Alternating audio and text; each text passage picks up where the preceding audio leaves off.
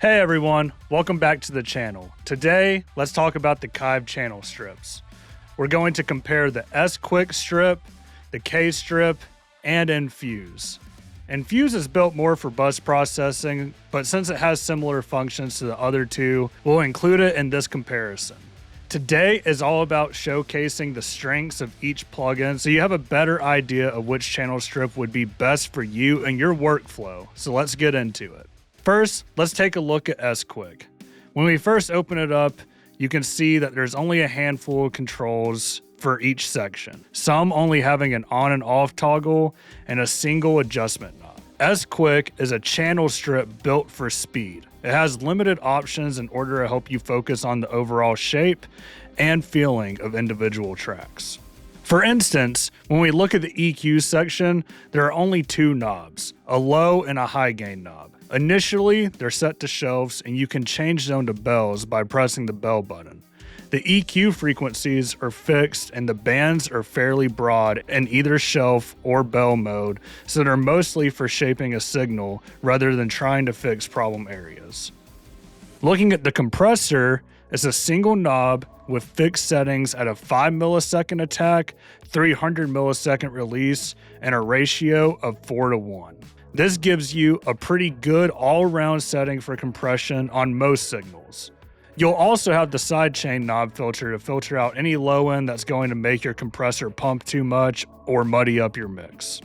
A favorite feature of mine is the saturation control. Adding a nice layer of analog warmth to your signal, you can boost the amount of saturation by hitting the saturation button at the top and then dial in the mix to taste with the saturation mix knob.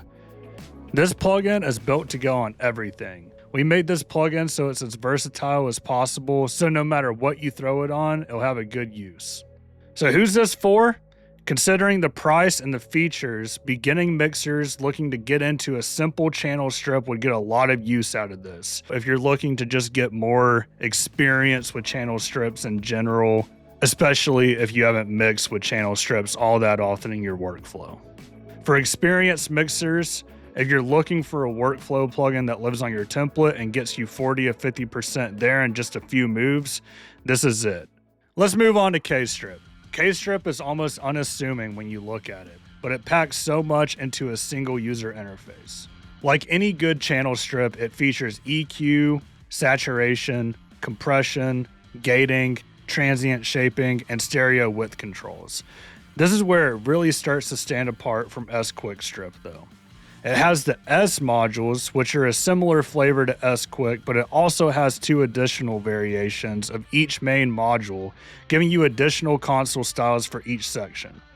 The N, A, and S modules are based on three of the most popular consoles used throughout the music industry and can be mixed and matched to use whatever is best for your track. Since this is more of an overview, if you want a full breakdown on each module's features, different flavors, and audio demos, click the card in the corner. Where Squick has fixed frequencies and compressor settings, Kstrip does not. Need something to gate your drum shells, add some transient, and shape them into a mix? Kstrip's got you covered. Need something to smooth out your vocals, get rid of the boxy mids, and add some subtle or not so subtle saturation in parallel? Kstrip's got you covered. Kstrip really is a channel strip that does it all.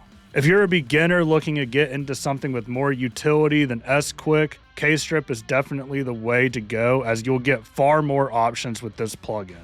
You'll also learn a whole lot along the way too, switching between the A, the N, and the S modules.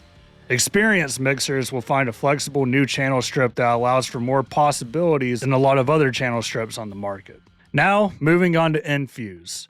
Infuse is based on two different pieces of hardware that are used as the polish added to the final bit of a mix or the broad strokes added to an instrument bus.